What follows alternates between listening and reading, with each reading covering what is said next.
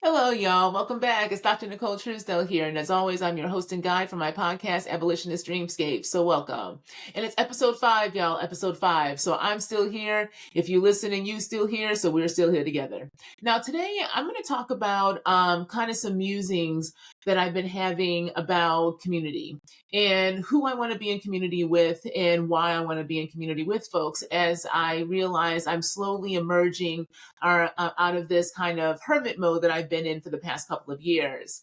And in doing so, especially the past few weeks in particular, and the past weekend specifically, I'm realizing that it's been a lot of me having to sit with and work with the energy of Osun, who I equate with the energy of Venus. And astrologically, this really lines up really well in how in those kind of lessons I've been learning through these nodal transits of Venus-led signs of Taurus and Libra, along with Venus having done this big retrograde this summer in the sign of Leo.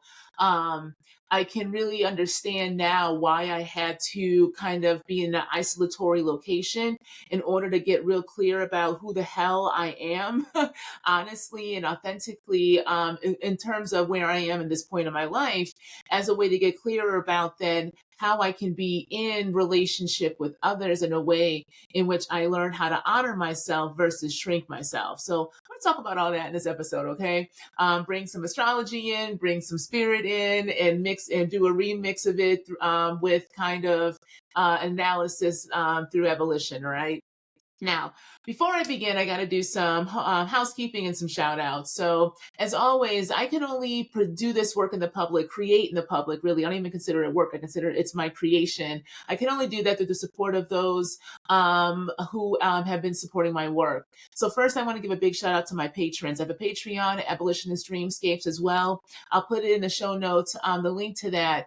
And in that space is where I really do continue my creating. I do lessons, teachings, musings, contemplations, meditations, community calls around different aspects of how we break things that don't work for us and keep us confined and don't allow us to really sit in our humanity as creative beings. And at the same time, as we're breaking stuff, how do we create? How do we dream? How do we give new templates that allow us to envision new ways of knowing and being outside of that confinement so that we are making space and way for those who are coming behind us, right? And we can only do that by kind of knowing who we are and opening up space in our bodies to invite those who came before us to help us understand how to do this thing called life so that when we do pass over, we can become those good ancestors. When I mean good, those elevated community ancestors who are here to help the new generations forward know that there's different ways that we can do this thing called life and grow. Okay,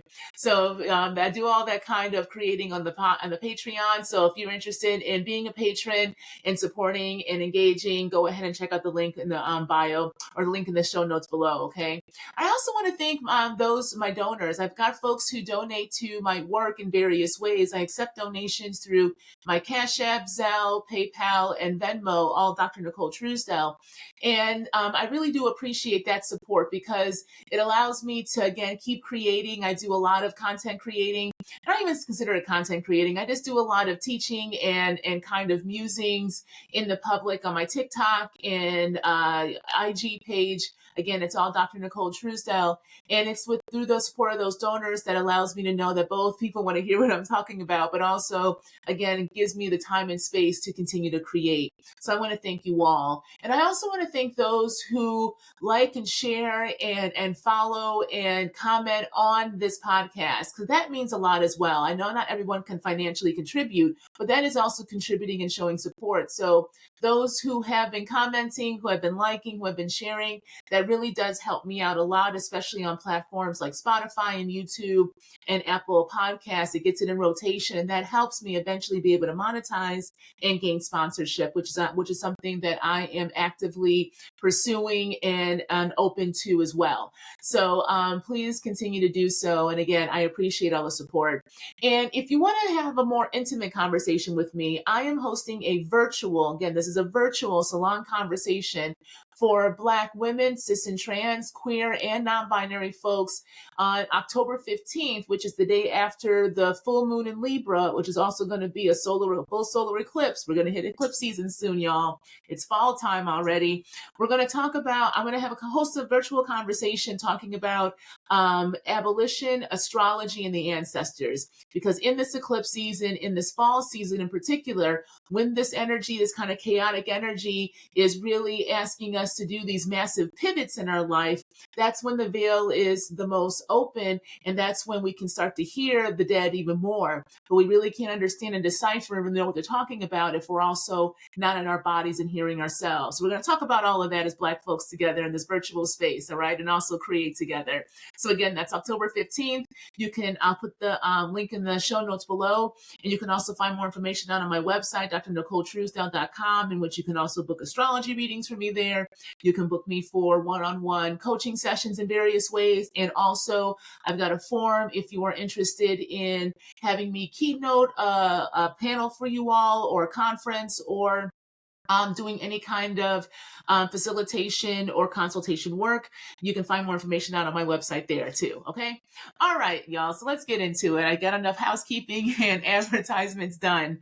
It's been interesting being your own businesswoman. You got to realize you got to be your own hype man too. Your person, I should say, excuse me. You got to be your own hype person. And so that's something that I've been really leaning into. And it's been a big lesson, ironically, that I'm learning from Osun, right?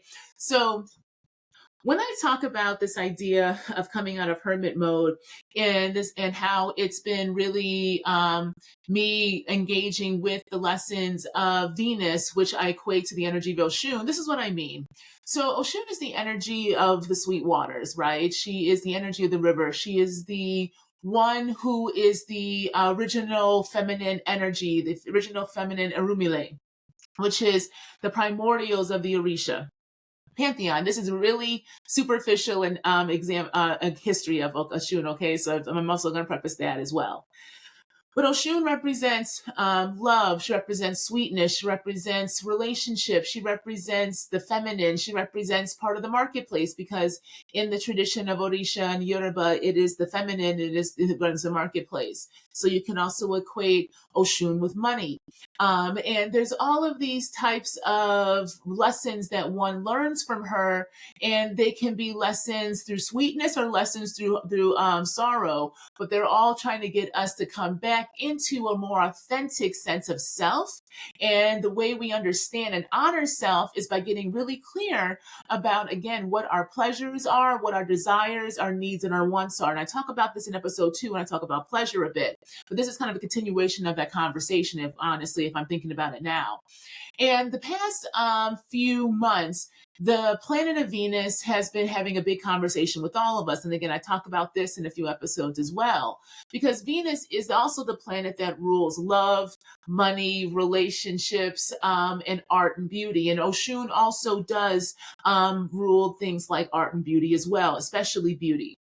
And so Venus has 2 signs that govern her. It is Taurus and it is Libra. Taurus is the earth sign, the materiality, the essence of realizing you got a body because you are only human in a vessel, and that vessel is the body. So it is the materiality of being in an actual corporal body, right? The corpse itself.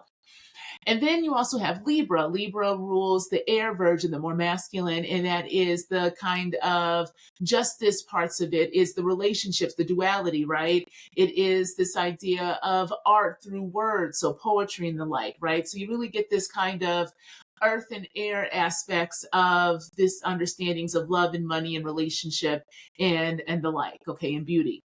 Now, the nodes of the moon, the past 18 months, y'all, right? So starting in January of last year, 2022, until July of this year, the south node of the moon was in Scorpio, the north was in Taurus, excuse me. And that is now shifted because in July, and I talked about this before in a previous episode, now in July, the nodes have shifted to the north node being in Aries, the south node being in Libra. So for about 3 years total, from January of last year until about January of 2025, the sides of Venus are really alive within all of us. They are really active. So your Taurus and your Libra, along with your Scorpio and Aries houses, really have been having these kind of conversations to get us to come back into an embodiment of what it means to be human, really, through that North Node in Taurus, because we had a realization that we are not machines. We are finite beings. And what happens when that being, that body, has a limitation, right? You're going to have a kind of reality check about what safety and security and what it means to kind of live actually means. We've now shifted into the head of Aries, right, where we're going to have to initiate some things because we are out of balance. That South Node in Libra being injustice, right? Scorpio last 18 months showed us the kind of depths of the ways that we can kind of delude ourselves and hold on to trauma and pain and aspects of violence that really aren't ours, but are told to us to kind of maintain as peace. When those illusionary waters start to evaporate and then we get into Libra, we have to really face the fact that we are out of balance in a society. This is a society that has fed us justice through the lens of power, but power through a racial capitalistic economic system is one that will always need our dehumanization in one way or shape or another. And that dehumanization's foundations rest upon a perpetuation of anti-Blackness, anti-indigeneity that is foundational to the maintenance of a Christian white patriarchal society. Okay. Now, people might think that that's a bunch of words that I'm just spitting out in wokeness. No, it is a really shorthand way for us to understand the depthness and the intricate nature that we have grown up in a society that has told us violence is love, that has told us we can only have peace through imperialism, that has made us believe that anything that we render down to our biology makes it fixed and finite. But every time we say that the biology is showing us how kind of diverse and fluid we are, then the shifting then goes to more ideology, right? So we are realizing that the kind of stories and the kind of constructions of society we have been fed do not serve us. They do not allow us to honor ourselves. They do not even allow us to be able to understand and sit in a sense of self, right? So these nodal shifts have really been, quite frankly, truly an awakening. And we hear in these kind of very spiritual realms, our spiritual kind of circles, this idea of awakenings, right? And elevations and stuff like that.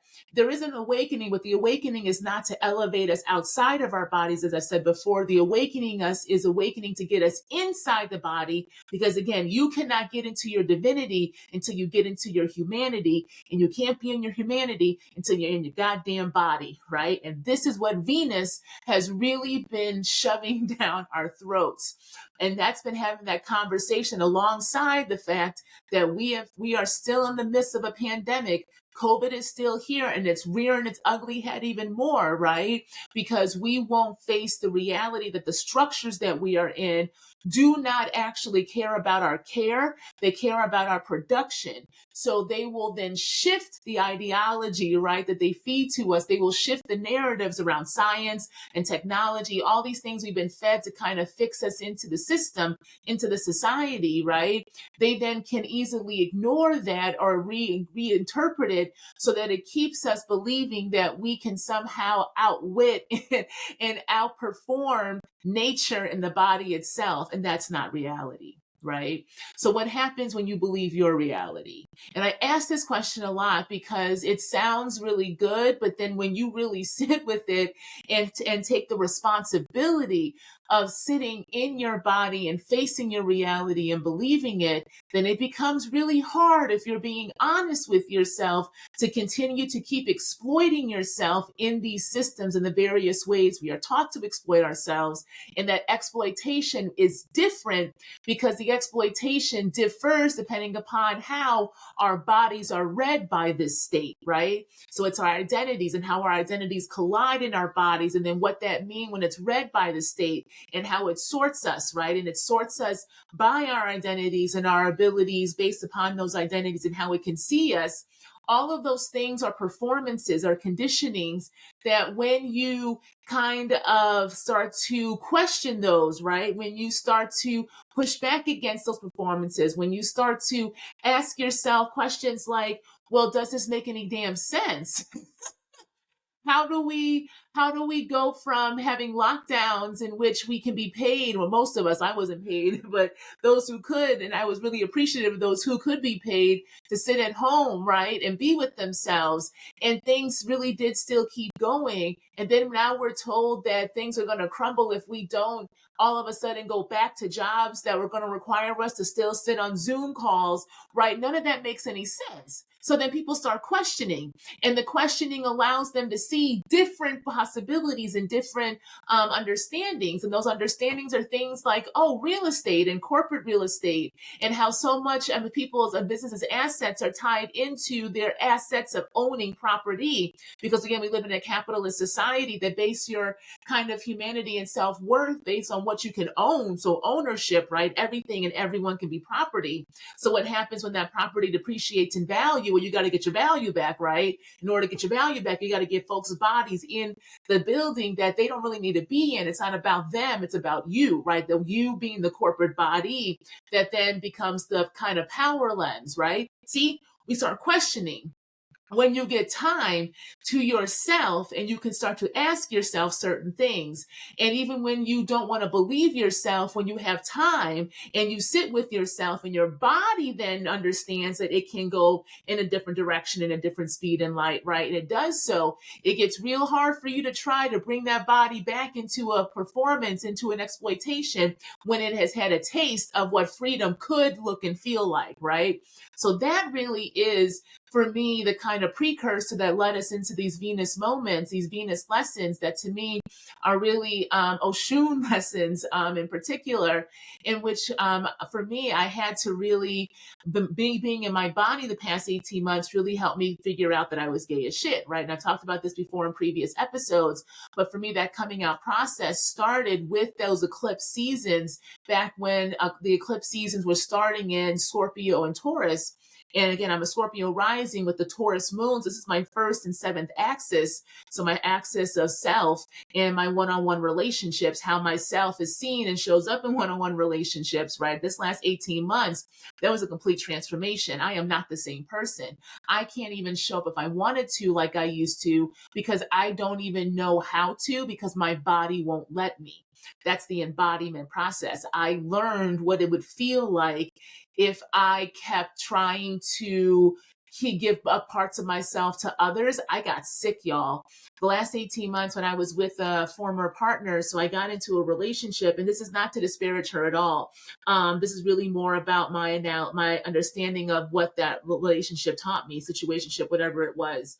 It was my first, lesbian relationship, sapphic, and it did feel really good, and at a lot of points, to be with the woman, to be with the Black woman, and to feel as if I could be understood. And I know I felt and had her understood, because we had very similar experiences in terms of, quite frankly, trauma, working in justice spaces and being in past relationships, but also like we can make each other laugh, and like we had really horrible sleeping patterns because both of us were going through a lot of personal shit. Me, a divorce and custody battle, her own personal things that I don't want to bring up because that's not my business to talk about.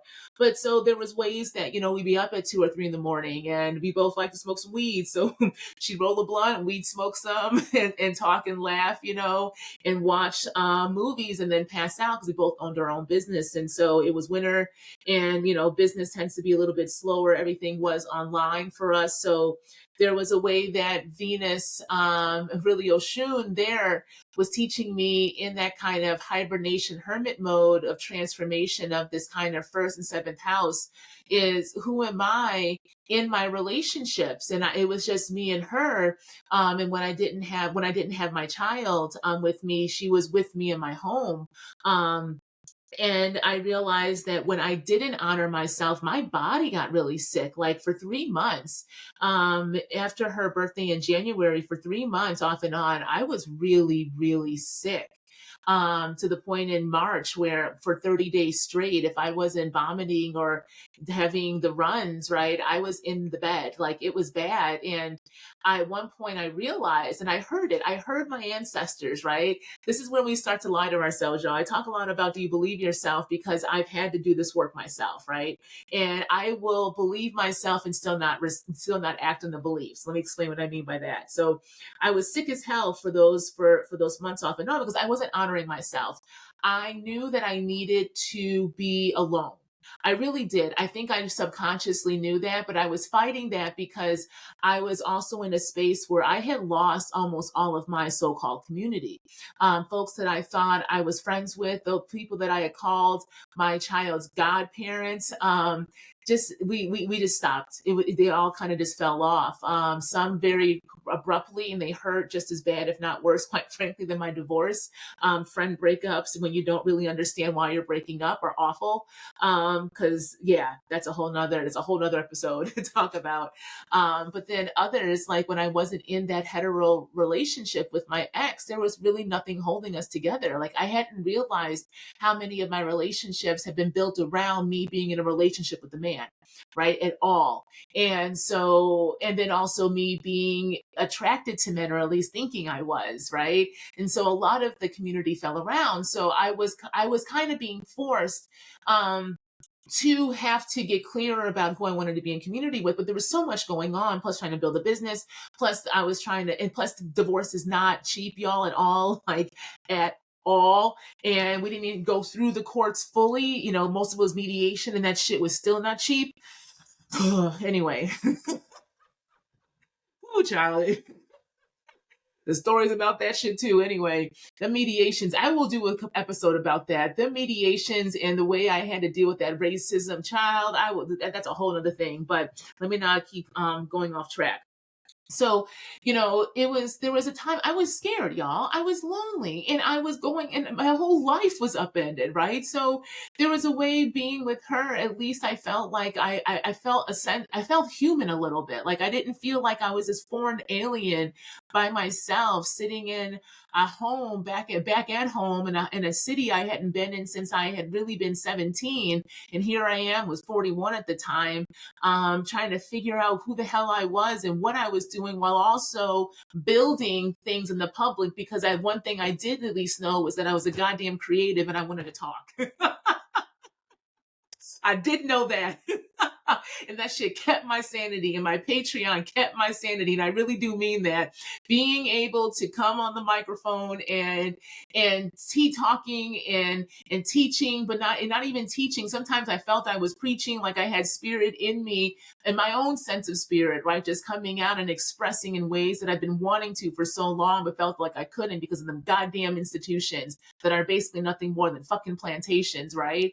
So there was a way that I was slowly figuring out what the hell it is that I wanted to create. And in doing so, though, the community, the people around me were kind of leaving. So I was in this kind of relationship with somebody. And, you know, it was something that helped me, though, see, and again, that was that North Node in Taurus in my body, where when I wasn't honoring and getting to know me, because it was really about me getting better at understanding that I needed to be in relationship with folks, leaving the first house of Scorpio that can be closed off and kind of stings oneself, right? And very paranoid, and really opening up and understanding that you do need people, right? We are human beings. We need one another, whether we want to know it or not. But that I had to kind of re-examine what safety and security in a relationship was. And my Chiron is in Taurus with my moon, like they're right on each other with my DC. So there's also a lot of kind of purging and transmutation of wombs from a very early age, in which I kind of gave up myself in my one-on-one relationships, not honoring my own kind of voice and my own knowing, because I have a very strong knowing that for so long, when it contradicted what others told me, and due to a lot of childhood trauma that I had to work through therapy as well out during this time. So I'm also in therapy at this time too. I was realizing how much I was subconsciously pouring into others what I should have been really pouring into myself, because I could see it in them. And so, but I was also, what I was seeing in others are things that I was told in one way, shape, or form weren't part of me. It's very cliche, right? Very cliche. It's kind of annoying. But it's also really goddamn profound when you understand what the hell it means, and you're like, oh, okay. So in the relationship, I really was so concerned about her and making sure that she was okay, that I really wasn't taking care of myself. I really wasn't. And I think I also subconsciously knew that, but then I was just like, there's a way, y'all, where it can get really easy to tell yourself that this is all it is, though. This is all you kind of can get. And the daydreaming that you do is just daydreaming. And I talk about dreaming a lot because I do daydream a lot. I'm a big dreamer. I have been my whole life. But I've also been chastised for that. And I've kind of been reclaiming it a lot more. I've got 4 12th house placements. I've got my South Node in the 4th house in Aquarius, right? There's a lot going on in my chart that what I understand now indicates that daydreaming for me is how I have both been able to kind of cope with my childhood that wasn't the greatest, but also it's how I create, it's how I transmute this kind of suffering and pain, but also joy and ecstasy, basically my emotions, period. It's how I transmute them and then share them out in the public, right? And so there's a way that I had to stop using that kind of power, or not power, I guess that kind of tool against myself. And so when I was in the relationship and I was caring for her and was not honoring kind of what I needed, which was honestly in known time, my body shut down. Like I said before, I was really, really sick. And so in all of that, when she finally left because she wasn't living in the area, so once winter kind of thawed, she was in a way to make her own move to a different state. I had to make the decision, and I ended it. I had to end it. But in ending it, that was also the very beginning of Venus going into Leo. So it was right before Venus was making her way into Leo. So Venus had been in the sign of Cancer for a while. And so as Venus goes into Leo and the summer hits, I'm like, okay, well, I'm single. I think it's summertime. I was fully divorced. And I was like, okay, I want to mingle. Let's go out and mingle, Nicole. You're figuring out what it is and who it is and how it is you want to show up. And I was not just thinking about just romantic. I was like, okay, I can also maybe start to find friends, right? Like there's different kind of queer events in the city. Queer Pride's coming up. I was really excited to kind of get out there. I went to my first kind of gay pride prom on January 1st at this lesbian speakeasy out in Humboldt Park. And the West Side. And after that, I didn't really go out again. It just kind of stopped. I just kind of stopped doing all of it.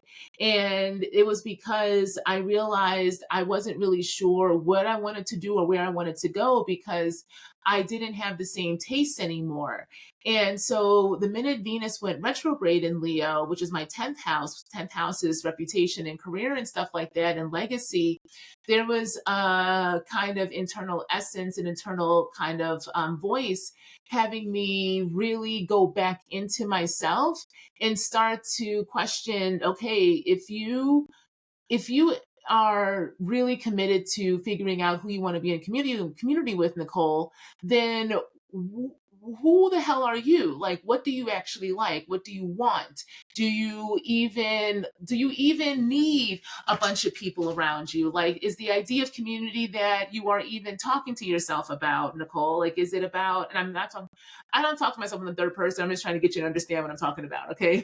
When I was asking myself, but really I was asking myself the questions that were forcing me to have to look at all sides of myself and not the kind of perception that I wanted others to see of me. Does that make sense, y'all? Right? And so that threw me for a loop, because I pride myself on being authentic, but I also had to realize that my authenticity was one that I also hid from a lot of people too. That's Scorpio. And so now that I can no longer hide it because I'm not hiding from myself, and this is where this nodal transit into that 12th house has really been jacking my ass up since the middle of July, because now the South Node is in Libra. Libra is my 12th house. I've got 4 planets there. One of them being Venus, the other 3 are Saturn, Jupiter, and then Pluto. They're all hanging out. And those 3 personal planets are in a tight conjunction. There's a way that now I'm in the kind of depths and in the kind of subconscious of the other side of Venus, and having to sit with my subconscious and my thoughts about how I have really been trained, and I trained myself in my life, that in order to not feel hurt and pain with other people, because again, my Chiron's in one-on-one relationships, in order not to feel as if I'm having hurt and pain from others, but feeling like I'm getting some security from being with people, because I really do like to be in partnership with folks in all capacities, right? That I feel loyalty with and trust and feel like we can create together, right? In order to do that, though, I had learned how to kind of hide a lot of my kind of authentic sense of self in order to conform to who I was with and find parts of them that I could then connect to, right? And that's not honest. That's not fucking honest. It's not honest to myself, and it's not honest to them, because then when I'm getting frustrated, and I remember this very clearly in relationships, when I would get very frustrated in relationships with people and feel as if I wasn't heard, or feel as if I couldn't fully express myself, right? And then the relationship would end up dissolving in one way or another. And usually this is friendships. There's a way that I would then internalize it and think that I was bad, but in actuality, I hadn't fully shown up. I hadn't fully shown up. And so then when they were there and they were showing up as they had been, right? And then I wanted to show up more of me, but there was no space to do that in, then my frustration and anger, I would internalize that. I had horrible stomach problems for a long time, IBS. And again, that's what happened when I was with my ex, right? When she was here and I was not honoring myself, I had a lot of stomach issues again, because I wasn't expressing fully what I wanted and needed. But at the same time, I was realizing I wasn't truly clear about what I wanted and needed, except that I really needed to be by my damn self and be in my own energy and sit with myself, so that I could get clear about what the hell it is I wanted, right? And so that's really what's been going on the past few months, honestly. This whole summer, I went on a date. It was nice, but it just didn't work out. And she's a lovely person. But even that was a good example for me, or a good kind of engagement for me, because when we were in conversation after seeing each other for 2 days, she wasn't from the area, so she was here for 2 days. We hung out, and then we started to communicate still more after. It was in those communications and in a really pivotal conversation in which she expressed what she was looking for, and I really made it really clear that this is where I am right now. That was probably the first time I can say recently where I was really clear about what it is I needed and wanted, and what I could and could not offer to anybody, because this is what I was offering to myself. And because I was honest and she was honest, we realized that this was not going to be the best kind of relationship for us, because I want to date and she wants something much more long-term off the bat. And completely understandable, but those are 2 different wants and needs and desires, right? And so, and I'm not gonna lie, it kind of sucked. I'm not gonna lie, it kind of sucked, because I did like her and it was having fun. But again, when there's 2 different kind of foundations coming in, that's not going to work in the long run. And I realized that, because there are certain things I realized that I absolutely cannot compromise on for me, especially right now as I'm on this journey of figuring out who the hell I am, outside of just 1 or 2 kind of dimensions. Again, how do I take myself and understanding of self outside of just being kind of this quote unquote academic, ex-academic or intellectual, and really sitting in my full creativity, because I got all kinds of shit that that I've been doing, y'all, that I'm excited for. And one of them, and this is again where it comes back to Osun, because Osun, through the sign of Venus for me in this kind of energy, is also about creativity and beauty and art. And again, because I got 4 planets in the 12th house in Libra, one being Venus, I got my damn moon in Taurus, right? I got my sun in Leo with my north node. Fifth house ruled by Pisces. Y'all, I got stories and creations for days, for years up in this brain, right? When I was a kid, I used to write plays and draw and create all kinds of stories and stuff. And so this past weekend, I'm going to wrap up here, y'all. I'm kind of just rambling right now, but hope you've been enjoying the kind of musing so far. But this past weekend, I went to this fundraiser up north at the Honeycomb co-op, and it's a local co-op, Puerto Rican run, woman run space, creative space. That it was lovely. It was so nice. It was a lovely night. They're fundraising because gentrification and prices of rent are going up, and the community needs the space, and so they're fundraising. And they got all kinds of it. They got an apothecary there. You can rent out space to work. I'm thinking of going up there to do a couple of just kind of days of working off and on over the next couple of months to get out of the house. That's just a side note, but it was because I really enjoyed being in the space. And then when I was there, again, it's called Honeycomb. So honey is one of the kind of offerings we give to Oshun, because again, sweetness, right? So when I walked in, you could kind of feel the energy of Oshun already there, the honey, the sweetness, the community coming together. And they were doing an open mic along with having two two artists, two poets there to perform along with the DJ, and who was a badass. I loved her house music.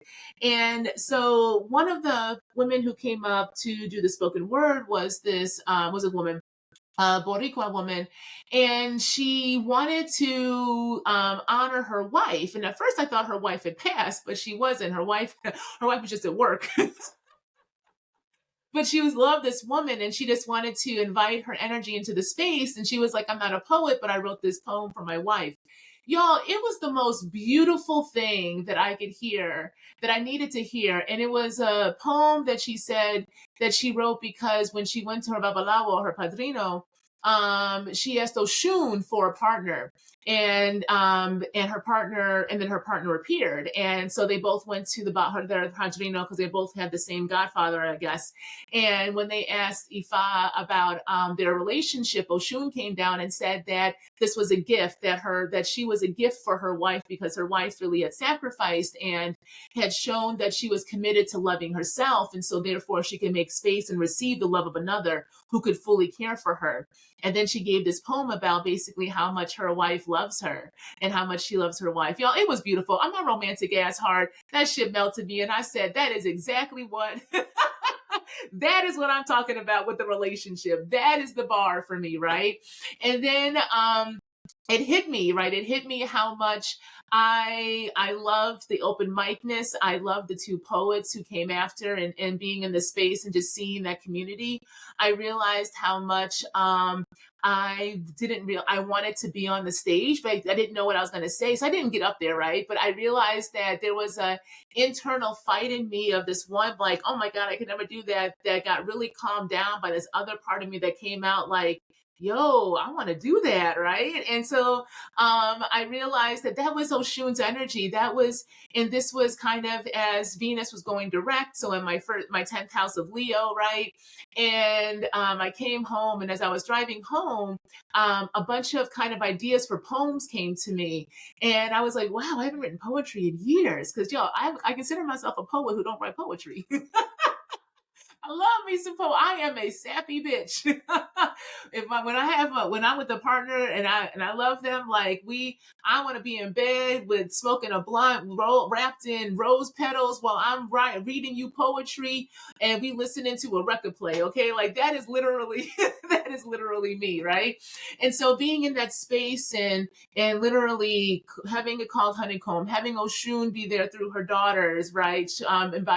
Invoking the spirit in the space. And then one of the poets, her her partner had actually passed 2 years ago. So she gave us some poems that she had written as a way to process her grief, right? So we also invited grief into the space with the love, right?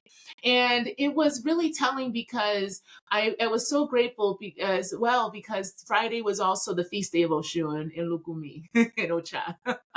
So it really was, I felt like a gift from Oshun, from Venus, right? From that energy of love and compassion and relationships and wealth, right? To have me really take a step back and honor the fact that this kind of long hermit mode for me and being by myself and having to sit with my own energy has been a gift. It's been a gift from Oshun. It's been a gift from my ancestors because of the love that they have for me, that they wanted me to really learn how to embody and hold for myself. Because if I want to be in community with others, for me, community means us being able to openly love one another unapologetically so that we can hold space for each other in our full in humanity, which means we're going to have all kinds of ways that we show up right in ourselves, and it's not going to be perfect, and I can't perform identities. I just have to be able to kind of be the musing, messy, eccentric, gonna randomly talk about astrology and probably talk too long and then realize it and kind of be awkward, but also have you with me and us do this thing of just kind of engaging in all this energy, right? Like I want to be able to do that with people, and I know that's possible, but I have to be able to do it with myself and sit with myself so that I can receive it, right? This is the responsibility. This, I believe, is what part of this kind of South Node in Libra is really getting us to understand, that when we stop, when we give up parts of ourselves, when we people please, it really does no good for anybody because no one's showing up fully. And so there can be no justice if there is no truth. And we can only have truth in this space when we actually allow ourselves to honor and tell the truth to ourselves and then enact from a space of that truth making and truth telling, right? And so this is, I think, really been important for me to be truthful with myself, and that I had to be okay being alone in order to be in community. And again, that's the most cliche thing ever, but it's so damn true. All right. Okay, I rambled enough at y'all this episode. I hope this made sense. And it's something that I'll continue to kind of talk through in different episodes off and on, because for me, it really is the ability to intertwine the theory around kind of this idea of self and relationship and other, that kind of theoretical of what it means to love self, and the practical of what it means to come back to self, when we are literally all just trying to figure out how to live in a society that keeps telling us it needs more and more of us, right? So when we live in extraction, how do we give ourselves permission to kind of take up the space we need that is required for us to get right with ourselves, right? To actually ask ourselves the hard questions of what we need and want and be able to answer them, and then know that answer is authentic to ourselves, not just puppeting what we think we should be doing, right? And for me, this really is that kind of time, these kind of these crossroads we're in right now in society, especially with those outer planets all right now being in retrograde, but many of them then going to be changing signs within the next couple of years, when the outer planets start to shift and change signs, right? Because they stay in these signs for so long, those big transition moments, those couple of years in between when they're kind of going backwards and forwards between the sign they're going to go into and the sign they're coming from, that's the transitional crossroads of society that we then individually also feel.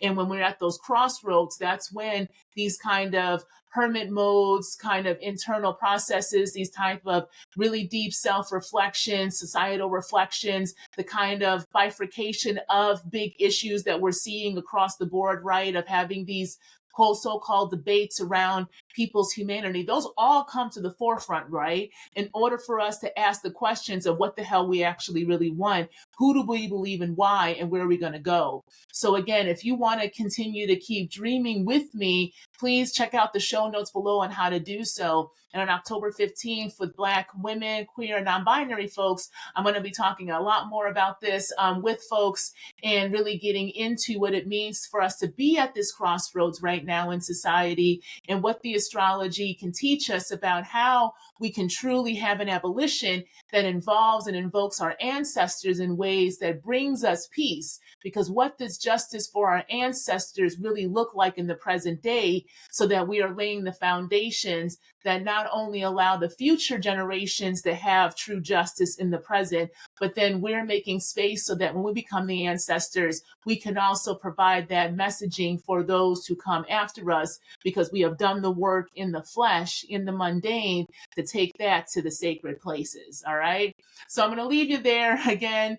And let me know what you think in the comments below. And as always, y'all, keep dreaming, because it is in the dreamscapes that we can learn how to live in the present. All right. Till next time.